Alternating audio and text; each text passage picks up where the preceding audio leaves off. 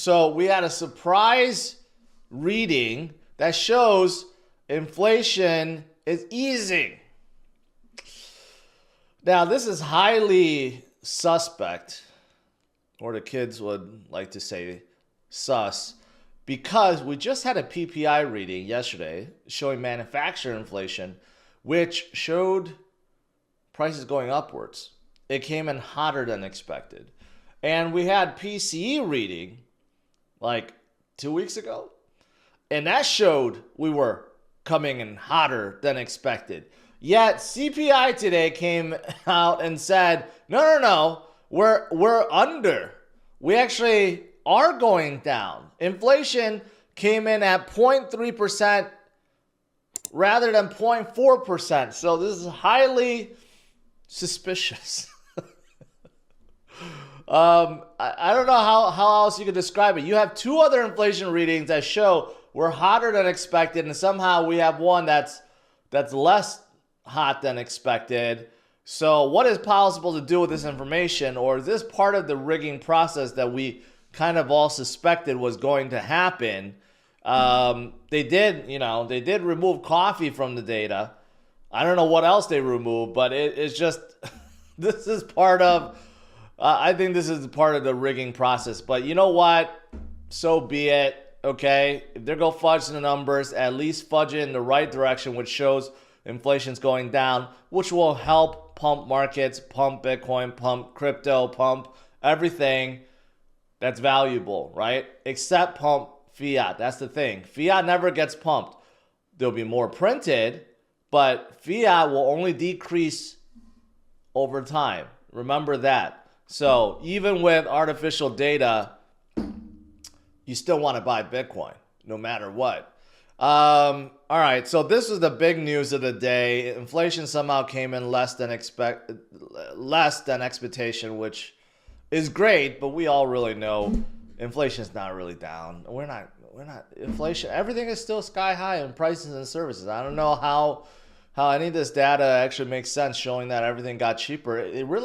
Nothing really got cheaper at all. You look at where we are now versus 2020 prices, nothing is cheaper. Nothing is the same.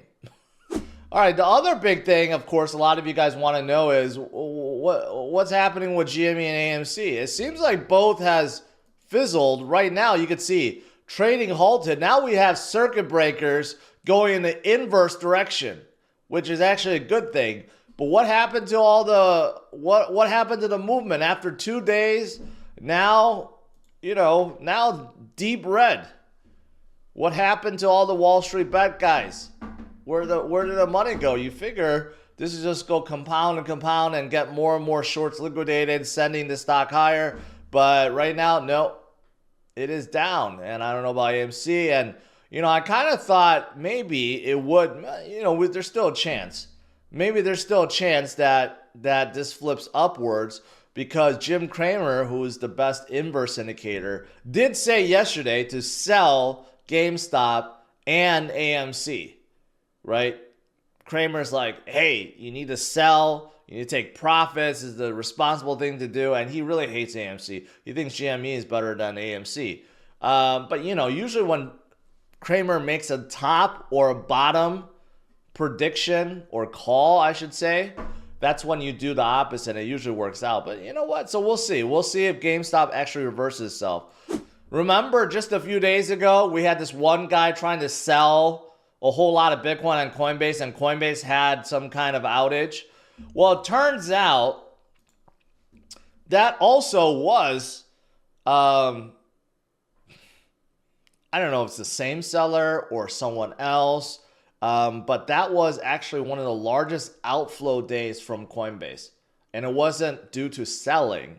It was actually due to someone buying nearly $1 billion worth of Bitcoin and Coinbase moving it out either into their custody service or into some cold wallet.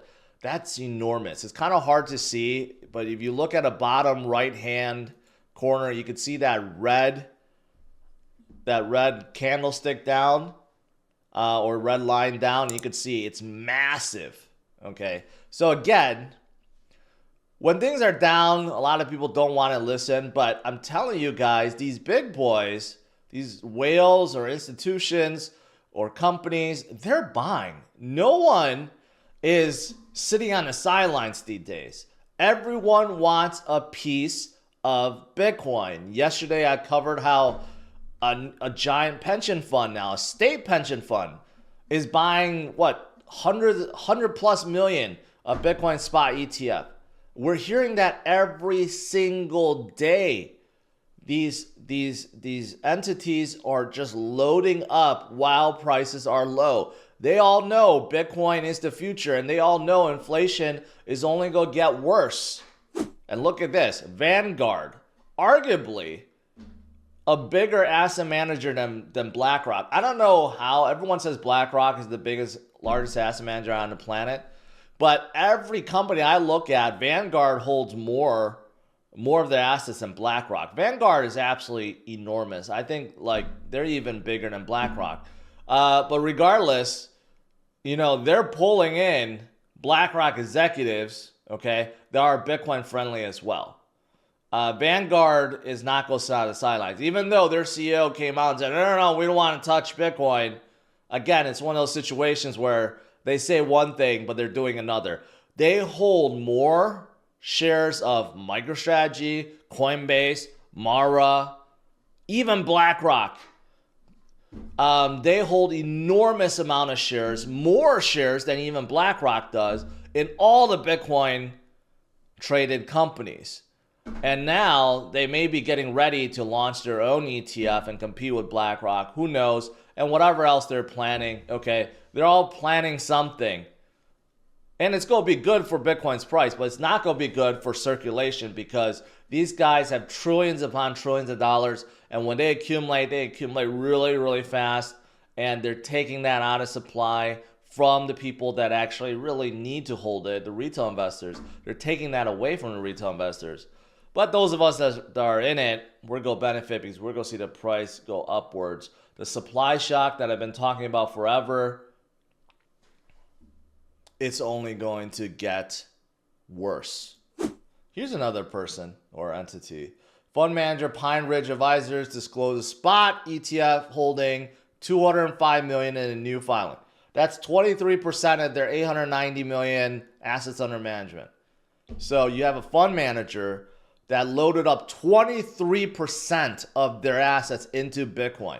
Think about it. That's enormous amount. Not like a 5% or 10% holding, 23%. That's enormous.